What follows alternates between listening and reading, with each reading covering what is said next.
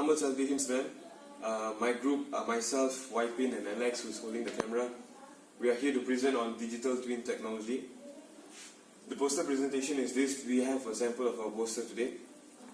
Digital twin technology is actually a virtual model of a process, which means whatever model we are trying to do without being it in physical, we can actually look it into the virtual world and check it if it can work or not.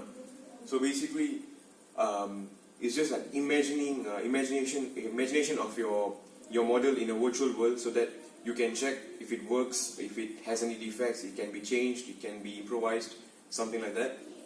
The pros and cons are dependent on digital twin is that for the pros, it can reduce product defects and production costs, which means the defects can be checked in virtual world and we can correct it through the virtual world itself.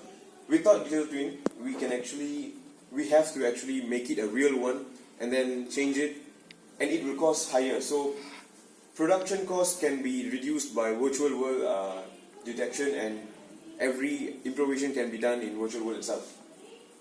Shorten time to market, which means we don't have to bring the real-time physical model there and here to go and market the product, but then we can just use virtual world to let people come to us and look into the model and then see if they would like to purchase it or not. Next is manufacture extreme high quality products, which means this relates to the first one, which is the quality of the product. The defects can be seen in the virtual world, can be always improvised in the virtual world itself, so that when they come up with the end product, they can come up with a high quality and a better product and a model, which means the customers can have satisfaction having a greater model in hand. Next is extend the life equipment and assets, which means we do not have to, let's say they have any defects and we have to check them in the real world. We have to keep giving productions their work, and the machines have to keep working to create the real-time products again and again. But let's say we have any defects, we have to check again in the real time and then destroy that product and then create a new one and then check again and then create a new one. It goes on and on. But with virtual world, it actually gives the machines lesser time, but lesser energy, but actually just come up with the end product, which is a perfect one. The virtual world creates a platform where we can correct, improvise, and also enhance products to create an end product. Next is efficient production control and predictive models. Efficient production control is that we don't have to keep coming up with models to be checked, to be improvised, different products. But then using virtual world, we can create one time where we can create the model, change it, edit it, or whatever you want to do inside there, to improvise, to see the defects, the plus point, the minus point, everything, and then come up with one product. So the production is actually controlled there. And a predictive model, which means using virtual world, we can actually predict what can a user do with this particular product, or if any user mistakes, what will happen to the product. The pros and cons in the real time can be actually checked and tested in the virtual world. The cons for this digital twin technology is, one is dependent on internet. You need internet connectivity so that you are able to virtualize the models in a better way, in a faster way, in a smoother way. And another one is security problems. Right now, until date, digital twin technology does not have a proper security, which means it's vulnerable to attacks. Anybody can enter and change things. It's just as far as I've researched, it's just like entering your mail and then doing anything with it. So digital twin technology has not come up with a proper security yet. Another one is based on 3D and not 2D. It needs a higher model technology, so that the hardware, so that the model is actually based on a 3D model, means you can see back and forth. But 2D is not. We can only see something in front and it's not sharp enough. But 3D is something like a whole lot of better image, and it creates better moments where the user can actually check the products better. Another one is small mistakes might be unseen, which means it is depending on human mistakes. We human make errors all the time, so that one sometimes in real time or either the virtual world we still miss some mistakes, some defects in the model that sometimes goes unseen. and that actually depends not only on digital technology, but it depends on everything else. Another one is sensitive modeling. Sensitive modeling is that it will be, even one small mistake can actually cause a whole lot of a thing, but sometimes it can be controlled, sometimes it cannot be controlled. Next is working principle. I'll pass it to Alex. Thank you. Good morning, Miss. Now I'm going to present about the working principle and target user of digital twin technology. The working principle starts from create, communicate, aggregate, analyze, insight, and act. Create is creating the testing input in the virtual world, so people can see what the input that we should put in and what is the planning that we're going to do.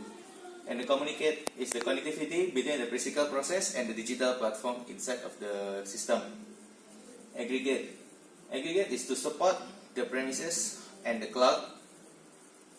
The analyze is to visualize the data and creating a better decision for more perfect planning.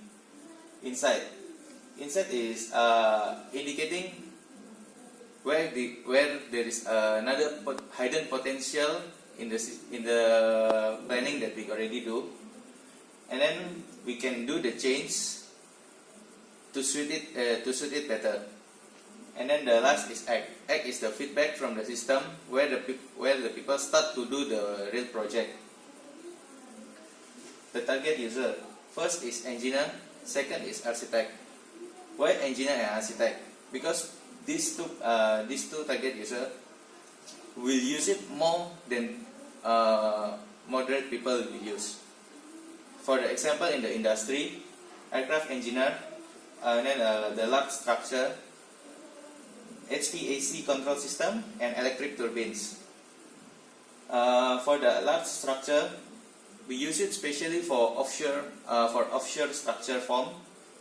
Since they cannot directly build in, they have to make a perfect planning before they creating the building. And then HVAC control system is for heating, fan, and air conditioning control system. And electric turbines is mostly for wind turbines. And I will pass it to my groupmate. I'm going to present the challenge of digital twin technology. The first, to get a full complete implementation of digital twin technology, the first important thing is first to assist and support small suppliers in adopting a digital approach. For the second one, digital twin technology also requires a holistic approach to store the unlocked real value from the digital twin. Third, it also requires a robust engineering change management process to ensure that the digital twin is maintain the virtual and physical world accurately. Now change to add the effect that digital twin makes to the organization. Smarter data-driven decision making. It can help people to make the data that get from the virtual world, and then the data is more smarter to let people to make decision, realize the benefit and profit.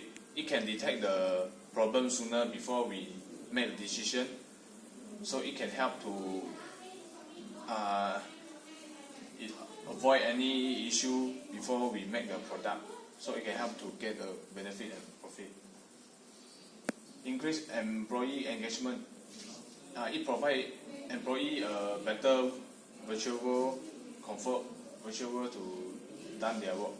Boost product delivery. The product can be delivered better to customer, to the user, and a better service to customer and user also. Thank you. That's all for our group presentation for today.